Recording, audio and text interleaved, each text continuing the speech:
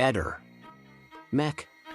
Pallister. Stamattina TV nazionali annunciano la possibilità che a Trieste ci sia un secondo indagato. Ovviamente non può esserci un secondo indagato se non ci fosse un primo indagato. Abbiamo già detto che una delle maggiori possibilità è che Sterpin sia indagato per false dichiarazioni al PM, ma anche Sebastiano, in quanto a cose travisate, non è stato certamente di meno. Ad esempio, tempo fa mi si continuava a dire che ci sarebbe stato a casa di Silvia un incontro tra Sebastiano e Claudio Sterpin, cosa davvero poco credibile e logica, anche se tutto sommato oggi un elemento un po' ambiguo potrebbe dare forza a quella tesi. Chiaramente si tratta di uno di quei tanti punti che probabilmente in fase di ulteriore indagine verranno approfonditi. Sterpin riferiva di conoscere la Resinovic da più di 40 anni.